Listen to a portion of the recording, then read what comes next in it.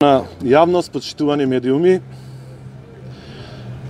КСС со гранските синдикати денеска, а и во изминатите неколку месеци на последните седници на Економско-социјалниот совет, даде цврста и недвосмислена подршка на Сојузот на синдикати на Македонија во нивните барања за зголемување на минималната плата. Од причина што ситуацијата со порастот на трошоците за живот, особено во основните прехранбени продукти и електричната енергија, сериозно го нарушија буџетот на работниците и можноста за сервисирање на животните трошоци во нивните семејства.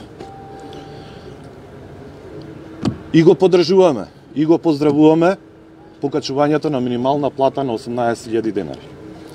Имено КСС, заедно со своите грански синдикати лани, во март при усогласување на минималната плата, бараше поголемо покачување од 200 денари.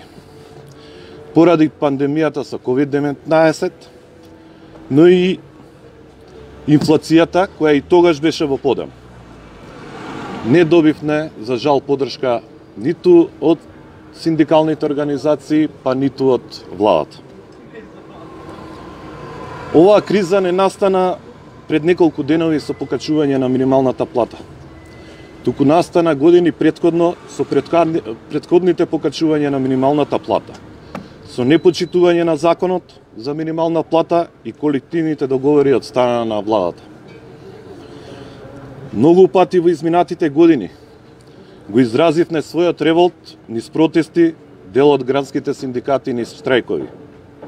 И со јавно повикување на владата за почитување на законот за минимална плата и колективните договори. А со тоа да дадат пример за почитување на работникот и за почитување на трудот.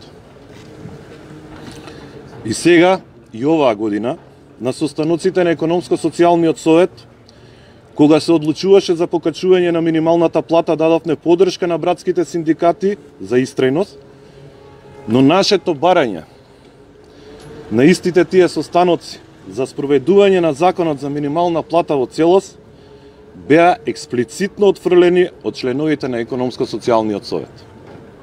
Добивме одговор дека можеме подоцна да ја отвориме оваа тема и да бараме решение за настанатиот хаос со платите во јавниот сектор, но не денес и не на овие состаноци. Мораме да ја предупредиме и јавноста и владата дека од потребата од почитување на законите и колективните договори мора да биде вчера и сега. Затоа што ако работниците во јавниот сектор во април ја добијат мартовската плата без усогласување, ќе настане голем хаос. Зашто е тоа така, ќе објасниме сега. Во државната и јавна администрација, помлад референт во моментот има основна плата од 13.848 денари. И толку зима основна плата, што е незаконски. После него имаме референт, виш референт и самостоен референт, кој што со највисоко звање со средно образование. И има основна плата од 16.848 денари. Далеку од 18. Доаѓаме до ситуација во детска заштита или градинки, неколку позиции на работни места по коефициент на сложеност да бидат изравнети. Но најтрагично е што негователките во градинките ќе земаат нешто повеќе од минимална плата. Пота, помлад полицаец, полицаец, виш полицаец, самостоен полицаец и главен полицаец, кои што се на распон со бодови од 510 до 600, ќе имаат иста основна плата и ќе се случи порамнување на 5 позиции. Во терцијално здравство, според коефициентот на сложеност во колективниот договор, во моментот медицинска сестра има основна плата од 22.722 денари, а според коефициентот на сложеност основна плата треба да биде според колективниот договор 45.000 денари. Доктор по медицина на клиника во терцијално здравство имаат плата од 35.000 756 денари. А според коефициентот на сложеност по колективниот договор треба да има плата од 72.270 денари. Наставник во основно училиште има плата од 24.700 денари, а во средно од 25.800. А според коефициентите на сложеност во колективните договори треба да имаат 44.000 и 45.000 денари плата. Па сега, вие самите проценете колку се почитуваат законите и колективните договори и правата на работниците и трудот од страна на владата која има оваа обврска. Нашето членство секој дневно бара радикализација на нашето делување ако овој проблем со платите не се реши веднаш, сега и одма. И врши сериозен притисок врз раководствата на гранските синдикати и врз раководството на Конфедерацијата на слободни синдикати. Уште следниот ден во вторникот се обративме писмено до премиерот на Република Македонија и побаравме итен состанок за изнаоѓање на прифатливо решение за сите.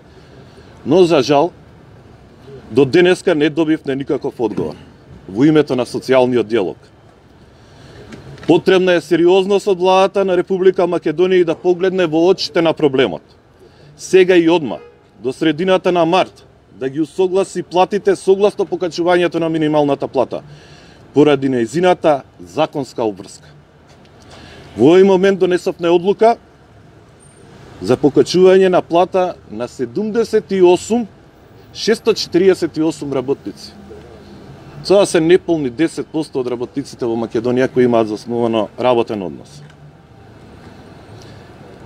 И убедени сме, јавно кажуваме, дека оваа мерка од 18.000 ќе важи само уште за 15-16.000 работници. Зашто е тоа така? Затоа што во моментот 93.804 работници во Македонија земаат плата до 18.000 денари. Немаме усогласување, немаме покачување на другите плати. Ако нема усогласување, ако владата не ги почитува законите и колективните договори, целата оваа еуфорија за покачување на минималната плата ќе биде пораз за нас, затоа што минимална плата ќе се покачи за само 10% од работниците, а 90% повторно ќе останат со кратки ракави. Затоа КСС ги организира сите своји органи и тела на синдикатите во јавниот сектор, како најголем синдикат, да го искажат своето согледување и потребите, но и начин на кој треба да се соочиме со настанатата хаотична ситуација. За крај, мораме да го поздравиме и предлогот на опозицијата со интервенција со амандман во Законот за минимална плата, која во правец на нашите барања веќе подолг период. И ги повикуваме сите пратеници во Собранието на Република Македонија да го поддржат овој амандман, со што би се решиле сите наши проблеми, а вработените во јавниот сектор ќе го добијат она што им следува и ќе покажат дека се борат за сите работници.